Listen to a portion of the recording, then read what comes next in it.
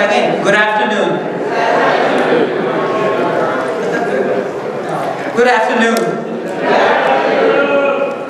Welcome. Welcome to the inaugural Maryland Collegiate STEM Conference. It is a pleasure to have all of you on behalf of the steering committee who have worked very, very hard from day one. It is a delight to see all of you, and there are quite a few members I do want to acknowledge. So one of my roles today, by the way, I am Raza Khan, one of my roles that I've been told by John Hammond of Montgomery is I have to thank every single one who has worked. So that's going to take me about 48 hours, so I'll be here till Sunday. But however, at this point, I do want to acknowledge a few people before we do an official welcome.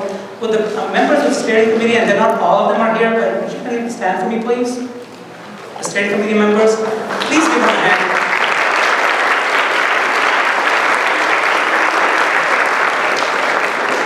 Just to give you an idea, there are 21 committee members, and by the way, 3 of them are outside, so do thank them as well. But there are 21 committee members from 10 different community colleges who worked on this project from January 1.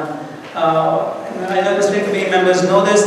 We were anticipating 50 at the maximum, and we have topped 300 already for the 2 days. So that's a really good achievement.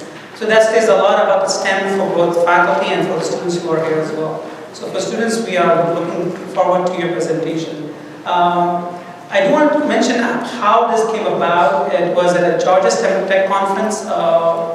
Professor Vanessa and I for Representative Carroll, and we were supposed to meet with faculty members and the dean from PCC, Dr. Amika Malbushi and Dr. Malaki for 5 minutes. It turned out to be 4 hours. You know, next time since a faculty member tells you to just meet for 5 minutes, you know what that means. But from there on, it came about that we did not have a platform as community college to get together and bring in students as well. Now, we do recognize that there's AFAC, and it does this wonderful work, and we do support it, but it still was missing a component, which was the students. And to give you an idea, at this conference, give a hand for the students because there are 157 students registered.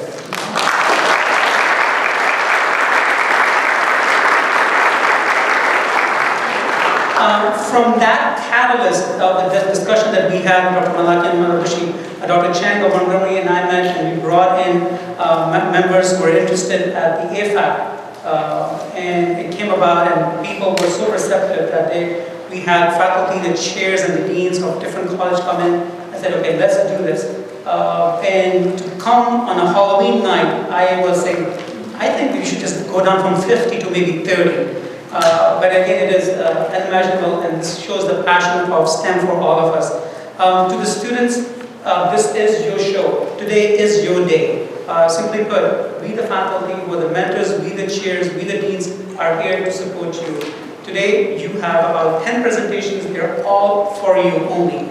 And then we will all be here, hopefully by you guys don't sneak out faculty members, right? I'll find you if you do. We'll all be here and we'll be listening to your presentations for those of you who are attending. And then we do have a treat. It is Halloween, so we do have blood and we do have liquid nitrogen. I'm not in the same room, hopefully.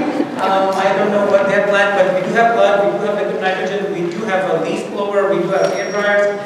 No chainsaw, sorry. So we will look into that here. So so the plan is we do a keynote, and then we'll have sessions, and then we'll have appetizer for the faculty. We'll keep the faculty out while the students have the STEM activities. And then we'll conclude the day for today. The faculty will also have another professional development for tomorrow.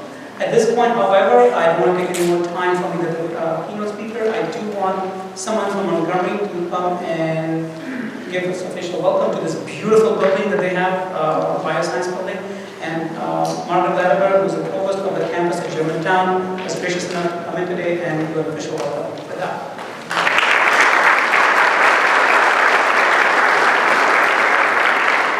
Good afternoon. It is an enormous pleasure to welcome all of you to Montgomery College, to the Germantown campus, to this beautiful Bioscience Education Center, which we just opened this fall. You are among the first visitors and the first to use the conference center. But most importantly, it's a pleasure to welcome you to the first Maryland Collegiate STEM Conference. That's the most important activity of today. And having stepped out of the classroom a few years ago to become an administrator, I'm so glad to see that things have not changed. The front row is virtually empty. It makes me feel right at home to have empty seats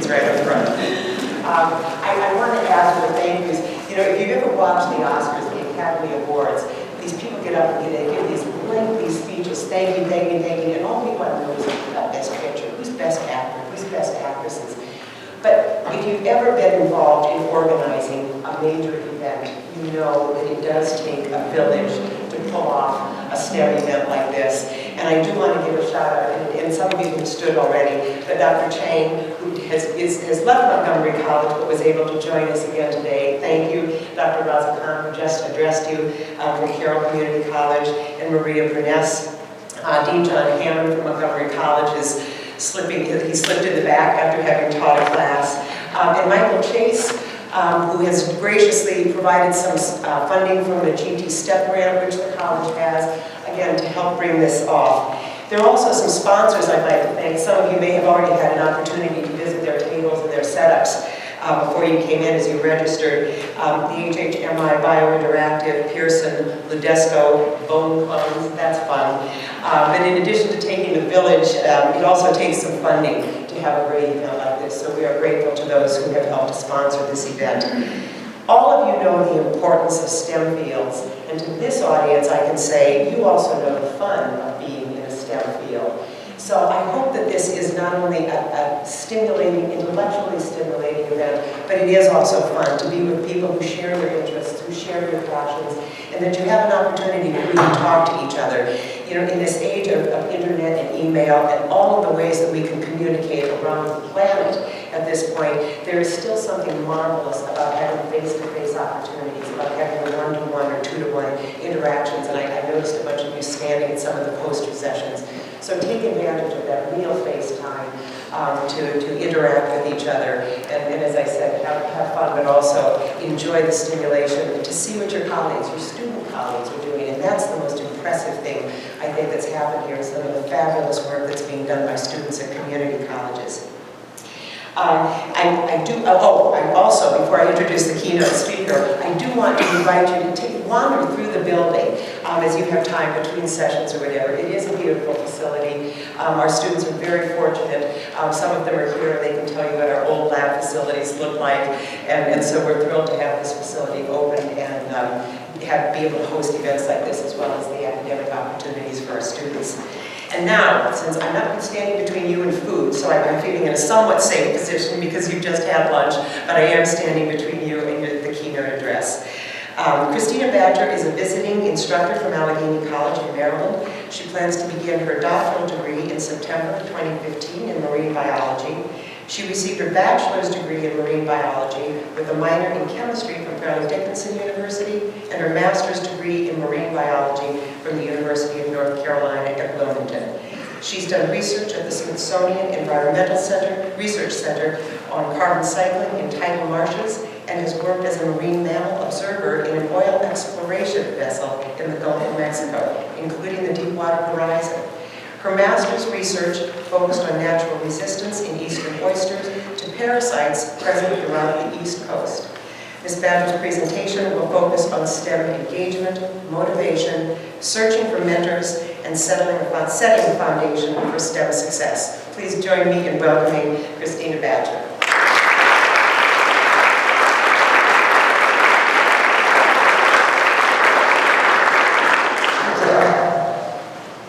Very much for having me. I'm very excited to be here, and this is a beautiful new building that Montgomery College has. Let me get this open.